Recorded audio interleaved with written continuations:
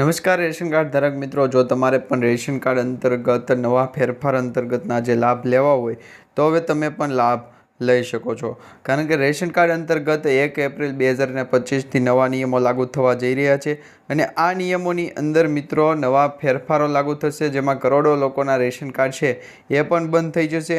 અને આ જે નવા નિયમો લાગુ થવા જઈ રહ્યા છે એમાં ગુજરાત રાજ્યના ઘણા બધા ખેડૂત મિત્રો અને રજીસ્ટ્રેશન કરેલા જે ખેડૂત મિત્રો છે એમના જે રેશન કાર્ડ છે એ રેશન કાર્ડ પણ બંધ કરી દેવામાં આવશે. તો મિત્રો, અવારનવાર આપણી આ યુટ્યુબ ચેનલ પર આપણે માત્ર ને માત્ર ખેડૂતો અંતર્ગતના જ સમાચાર આપતા હતા, પરંતુ હવે એપ્રિલ મહિનાથી જે નવા નિયમ લાગુ કરવા જઈ રહ્યા છે સરકાર દ્વારા, અને આ નવા નિયમ માત્ર રેશન કાર્ડ માટે જ છે. તો આ નવા રેશન કાર્ડ અંતર્ગતના અને જૂના રેશન કાર્ડ અંતર્ગતના જે નિયમો છે જેમાં ફેરફાર થવા જઈ રહ્યા છે, 1 એપ્રિલ 2025થી આ નિયમોની અંદર પૂરેપૂરો છે ફેરફાર થઈ જશે.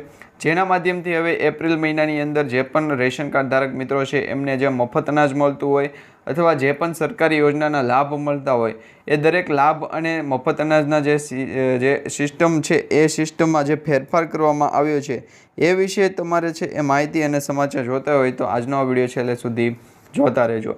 હવે મિત્રો, 1 એપ્રિલ 2025થી નવા નિયમો છે લાગુ થવા જઈ રહ્યા છે, જેમાં કરોડો લોકોના રેશન કાર્ડ બંધ થાય એની પાછળનું કારણ શું છે? તો મિત્રો, અવારનવાર સરકાર દ્વારા KYC કરવા બાબતે છે એ કહેવામાં આવતું હોય. ઘણી વખત રેશન કાર્ડમાં KYCની છે એ ઘણા બધા ખેડૂત મિત્રોએ પણ નથી કરાવેલું હોતું, અથવા તો ઘણા બધા લોકોએ પણ રેશન કાર્ડની અંતર્ગતનું જે KYC છે એની સિસ્ટમ કરાવેલી નથી હોતી, એટલે કે રેશન કાર્ડ અંતર્ગત KYC છે કરાવેલું નથી હોતું. તો આવા જે રેશન કાર્ડ ધારક મિત્રો છે એમના KYC છે બંધ થઈ જશે, રેશન કાર્ડ રદ થઈ જશે. કારણ કે હવે જે આ રેશન કાર્ડ અંતર્ગત સૌથી મોટી અપડેટ આપવામાં આવતી હોય એ અપડેટ પણ તમને વારંવાર મળતી નથી.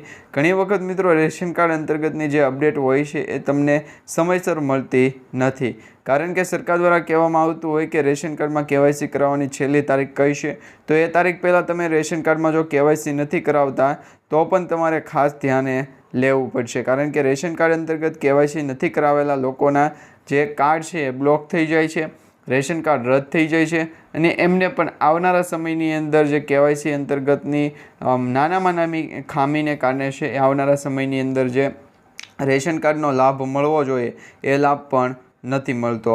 તો આવા ઘણા બધા પરિબળો હોય છે જેના કારણે તમે છે એ તમારા રેશન કાર્ડ અંતર્ગતનો સરખો લાભ લઈ શકતા નથી.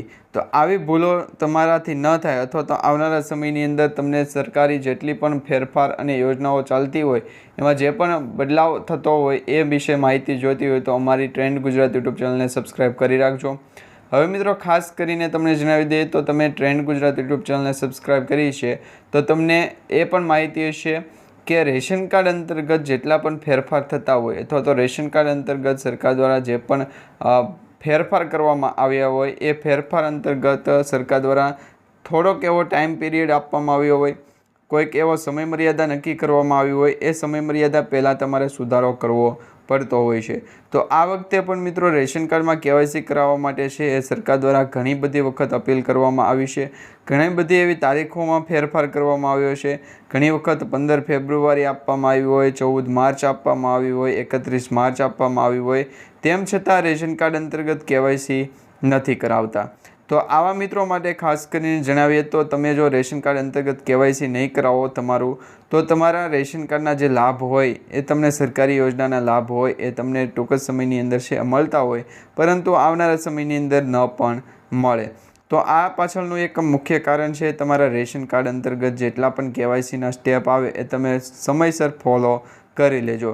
કારણ કે હવે મિત્રો રેશન કાર્ડમાં KYC કરાવવાની જે તારીખ છે એ ફેરવવામાં આવી છે. તો આ તારીખ છે 31 મે 2025.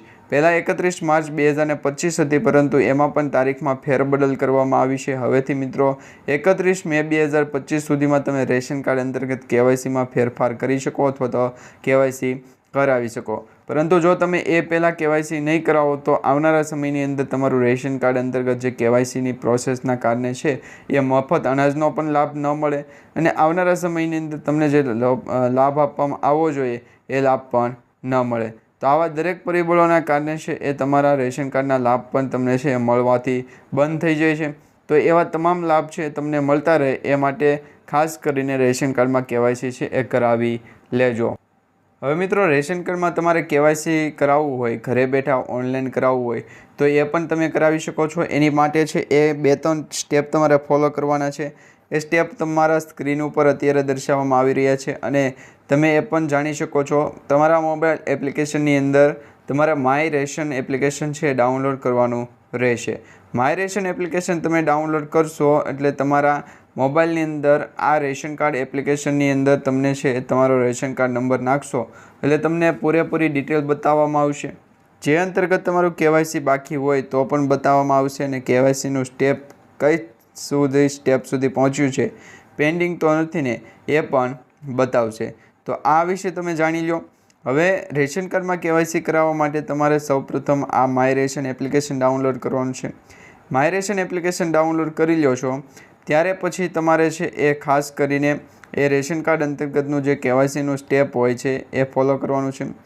એમાં પણ મિત્રો રેશન કાર્ડમાં કેવાયસી કરાવવા માટે તમારા આધાર કાર્ડ નંબર સાથે મોબાઈલ નંબર લિંક હોવો જોઈએ. જેમાં ફરજિયાતપણે મોબાઈલ નંબરમાં OTP આપવામાં આવે એ OTP તમારે આપવો પડશે. એના માટે તમારા મોબાઈલ નંબર સાથે આધાર કાર્ડ લિંક હોય અને આધાર કાર્ડ લિંક હોય એટલે રેશન કાર્ડમાં કેવાયસી કમ્પલસરી થઈ જાય, એટલે કે તાત્કાલિક થઈ જાય.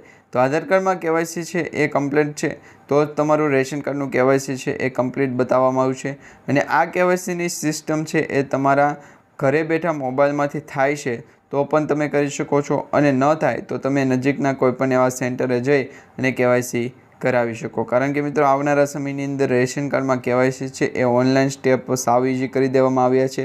પરંતુ ઘણા બધા મિત્રોને રેશન કાર્ડ અંતર્ગતનું કેવાયસી છે એ કઈ રીતના કરાવવું, એના સ્ટેપ શું છે એ ખ્યાલ ન હોય તો એવા મિત્રોને ખાસ જણાવીએ કે તમે જો આ અંગે છે જાણકારી નથી મેળવતા અથવા જાણકારી નથી રાખતા તો નીચે કમેન્ટ બોક્સમાં જણાવી દેજો, જેથી કરી આવનારા સમયની અંદર પણ તમારું જે સરકારી કામ હોય રેશન કાર્ડ અંતર્ગતનું એ વહેલી તકે પૂર્ણ થઈ જાય. તો રેશન કાર્ડમાં કેવાયસી કરાવવા માટે માય રેશન એપ્લિકેશન ડાઉનલોડ કરો.